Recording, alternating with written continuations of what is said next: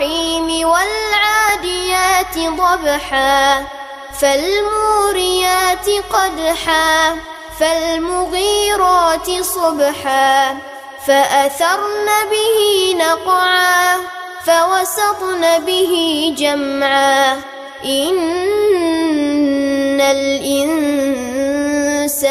لربه لكنود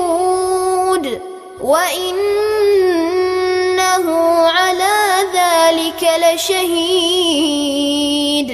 وإنه لحب الخير لشديد